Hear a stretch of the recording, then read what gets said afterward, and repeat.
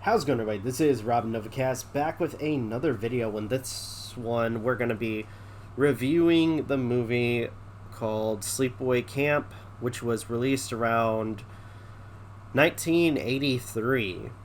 It was directed by Robert Hiltzik, if I pronounce that correctly. Written by Robert Hiltzik.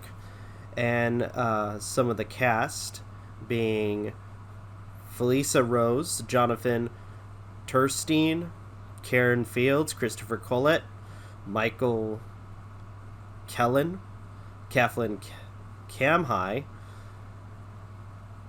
and a few others. Now this one, oh gosh, this one's a really odd, I guess you could call it a really odd duckling, or when it comes to horror, because it's one of those films that I know a few people referenced as being one of the ones that helped with the sort of what a twist ending scenarios, but all in all, it was really interesting, to say the least.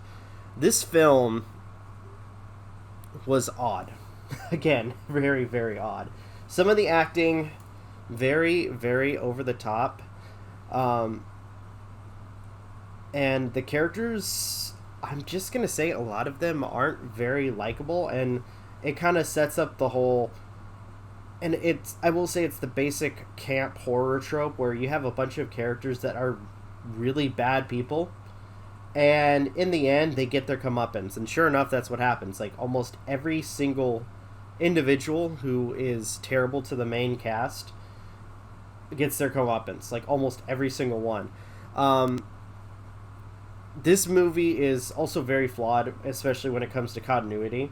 There's moments where, people make mistakes and they kind of look back on it and realize that listening to some of the commentary, people were upset by some of the mistakes they made.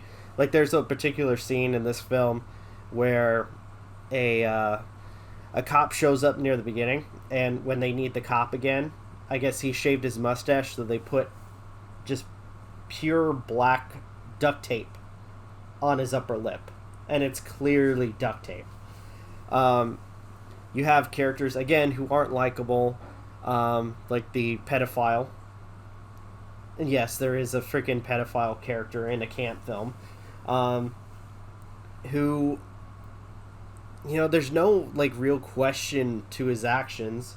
He's the first one that gets his comeuppance, though I wouldn't count him as a kill. Spoiler alert. Now, again, I want to point out the acting in this film isn't that great. In fact, there are times where it feels like it's over the top, especially with a couple of characters. One in particular being the crazy aunt. You'll see that right off the bat. I don't know if I should really give a spoiler warning on that, but all in all, characters are, I don't know if I should say interesting, but whatever. Now, the biggest thing that I want to mention is the twist ending. Now, I'm going to say the twist ending, at least for me, it may be different for other people, but, and it could be because, I've watched a lot of horror movies, so I kind of have an idea. It didn't, surprise me at all, to some extent. I mean, partway through the movie, I knew that there was something up, but I started to, really early on realize that there was something going on, well, at least for one of the characters. And it wasn't a mystery of who was, the murderer, so to speak. So, this movie, I'm going to say I have to give it props for trying to do something, back in the day. And apparently I heard that some of the ideas from this film came way before Friday the 13th was ever released.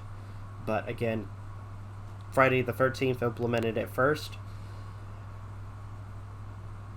I'm gonna say this one is a mixed bag. It's not the best movie, but at the same time, just because of how bad it is, it's worth a watch. It's kind of like The Room in some sense, where you know it's bad, but you're only watching it because of how bad the film itself really is.